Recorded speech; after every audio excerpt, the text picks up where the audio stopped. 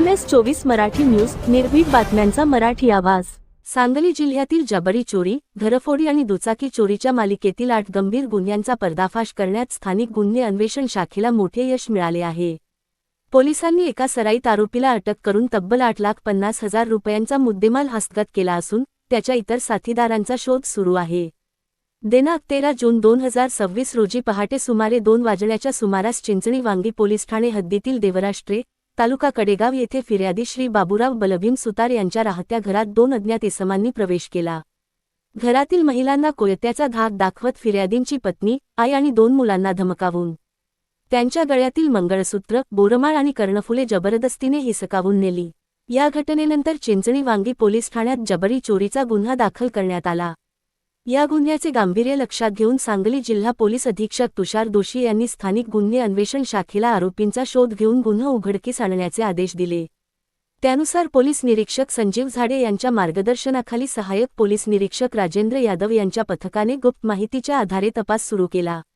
18 जून 2026 रोजी तासगाव परिसरात गस्त घालत असताना पथकाला गोपनीय माहिती मिळाली की एक संशयित इसम 5वा मैल परिसरात फिरत आहे। गुन्हे अन्वेषण पथकातील पोलीस हेड कॉन्स्टेबल उदयसिंग माळी, अरुण पाटील, संदीप गुरव, मच्छिंद्र बर्डे, सतीश माने, मोतीराम खोत, अमर नरळे, पोलीस कॉन्स्टेबल सूरज थोरात, विनायक सुतार, अभिजित ठाणेकर तसेच भिलवडी वांगी पोलीस स्टेशनचे पोलीस कॉन्स्टेबल त्याचबरोबर सायबर सेलचे पोलीस कॉन्स्टेबल यांनी सापळा रचून करण उर्फ करंज रज्जा शिंदे, वय 19 वर्षे, राहणार हुबालवाडी, तालुका वाळवा, जिल्हा सांगली याला ताब्यात घेतले।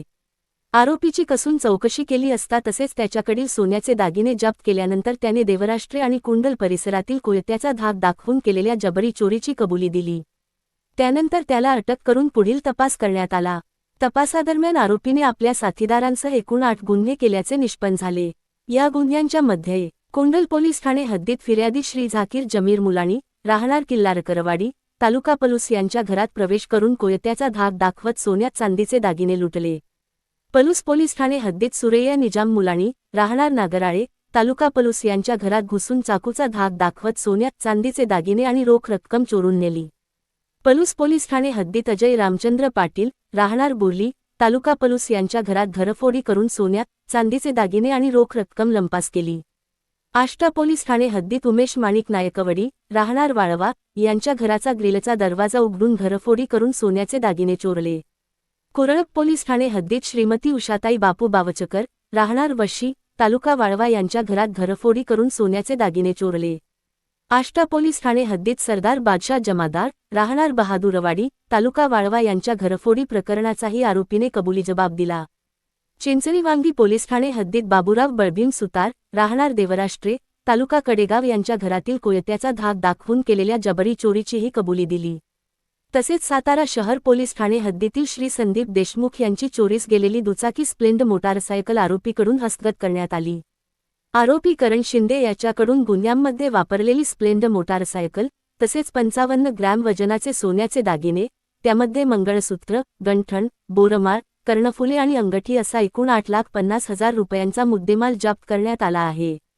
या गुन्ह्यात सहभागी असलेल्या आरोपीच्या इतर 5 साथीदारांची नावे निष्पन्न झाली असून त्यांचा शोध सुरू आहे।